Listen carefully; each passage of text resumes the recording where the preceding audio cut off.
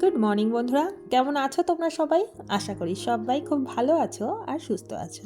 আর আমিও খুব ভালো আছি আর সুস্থ আছি। আজ বৃহস্পতিবার আর এখন বাজে সকাল 10:30 নাগাদ।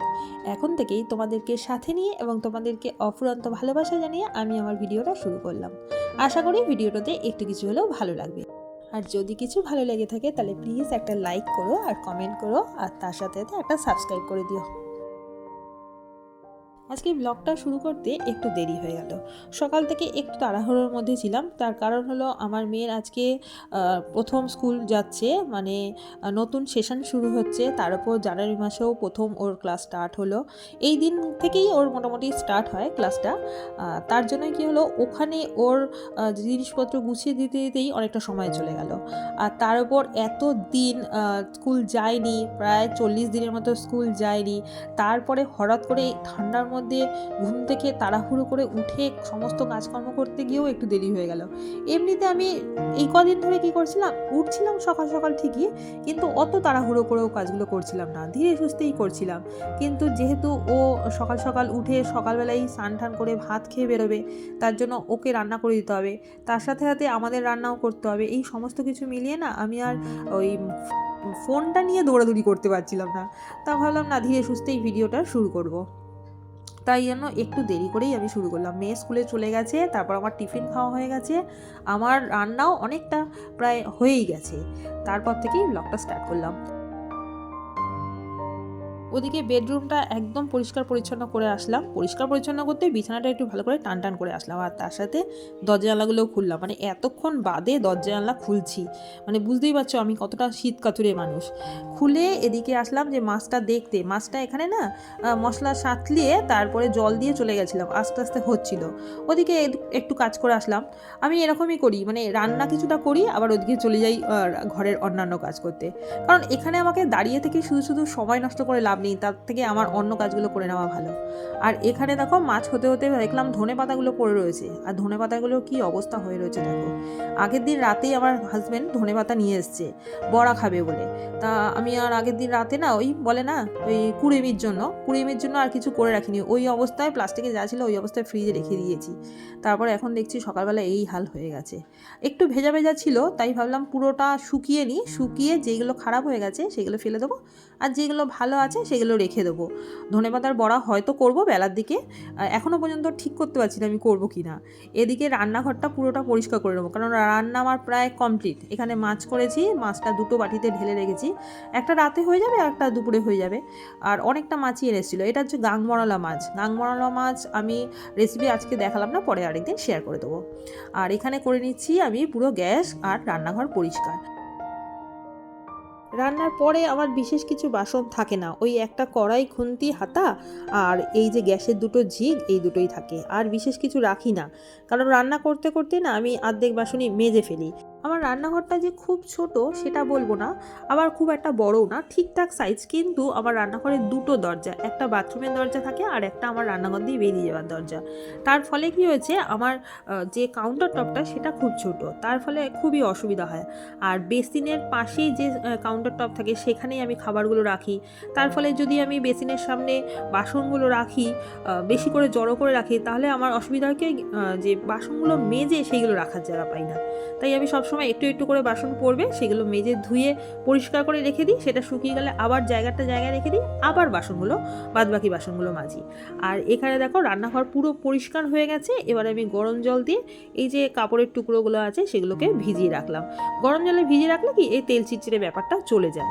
এরপরে আমি যখন সমস্ত কাজ হয়ে গিয়ে স্নান করতে যাব তখন এগুলো ধুয়ে দেবো। আর এখানে চলে আসলাম আমার যে আরেকটা ঘর আছে সেই ঘরটা পুরো পরিষ্কার করতে। বেডরুম তো আগেই হয়ে গেছে পরিষ্কার, এবার এই ঘরটা পরিষ্কার করব। তার মধ্যে আমার হাজব্যান্ড এসে উঠেছে, ও একটু দরকারি কাজ করছিল। আর তার তোমাদের তো দেখায়নি, ও আবার একটু মাছও নিয়ে এসছে। সেটা হলো রিঠা মাছ, কোনোদিন যদিও খাইনি, সেটাকে আবার মাঝখানে ধুয়ে রাখলাম। আর এখানে সমস্ত জামা কাপড়গুলো গুছিয়ে নিচ্ছি। এই যে এত জামা কাপড় দেখছো এগুলো সবই আমার হাজব্যান্ডের।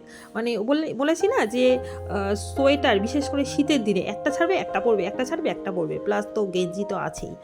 আর এই সোয়েটার রাখা আমার কাছে না একটা চ্যালেঞ্জিং ব্যাপার হয়ে যায়, মানে এই শীতকালে বিশেষ করে। কোথায় কি রাখবো আমি না কিচ্ছু বুঝতে পারি না। আলনায় এত জামা কাপড়, প্লাস শীতের দিনে একটু জামা কাপড় বাড়ে, আর তারপর একজনের না 3 জনের জামা কাপড়, সোয়েটার থাকেই।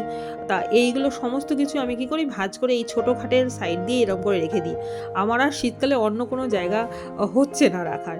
একটা জায়গা বার করে দিয়েছিলাম, ওয়ার্ড্রবের একটা বক্স বার করে দিয়েছিলাম, আমার হাজব্যান্ডকে বলেছিলাম যে সেখানে তোমার সোয়েটারগুলো রাখা হবে বা তোমার শীতের জামা কাপড় রাখা হবে।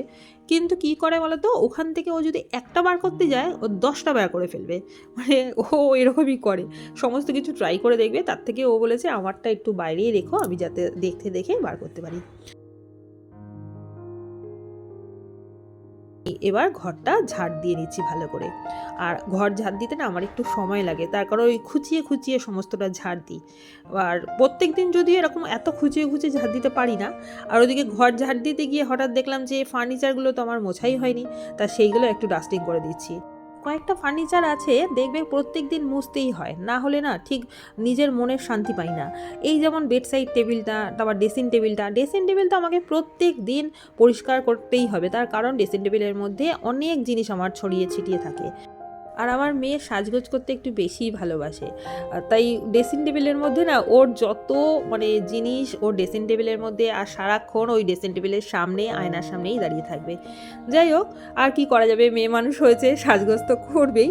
আর এখানে আমি আমার বেডরুমটা তার সাথে ডাইনিংটা আমি পুরো ঝাড় দিয়ে ভালো করে মুছে নেব। তার কারণ আমার ওই ঘরে যেতে পারবো না, কারণ হাজব্যান্ড বসে কাজ করছে, আর ও যতক্ষণ না কাজ করে বেরোবে আমি কিছুই কাজ করতে পারবো না।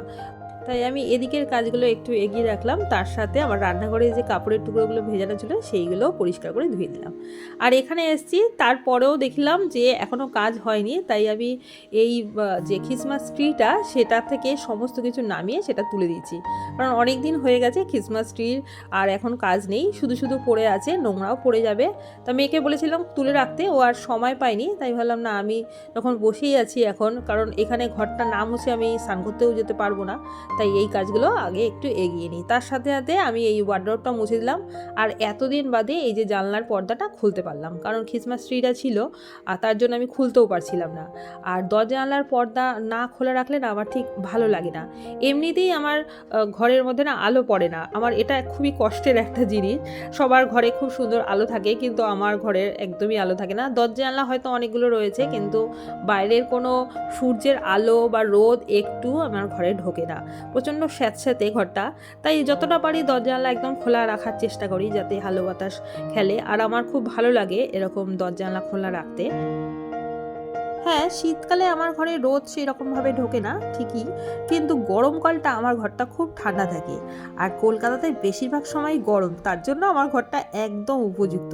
আমাদের সাথে কথা বলতে বলতে আমার কিন্তু ঘর মোছা, জামা কাপড় কাচা এবং স্নান পুরো কমপ্লিট হয়ে গেছে। এখন প্রায় বাজে 12টা, মোটামুটি এখন থেকে আমার এবার রেস্ট। এবার আমি চলে যাব ছাদে, আর ছাদে তোমাদের দুটো ফুল দেখাবো। সেই দুটো ফুল কি কি তোমরা কিন্তু অবশ্যই কমেন্ট করে জানিও। আমার নতুন এবং পুরনো বন্ধুদের জানাই আমার তরফ থেকে অসংখ্য অসংখ্য ধন্যবাদ আমার পাশে থাকার জন্য। আর যারা নতুন তাদেরকে বলি, তোমরা যদি চাও তাহলে কিন্তু আমার পুরনো ভিডিওগুলোও দেখে আসতে পারো। তাহলে আজকের ভিডিওটা এখানেই শেষ করলাম। Tata, by.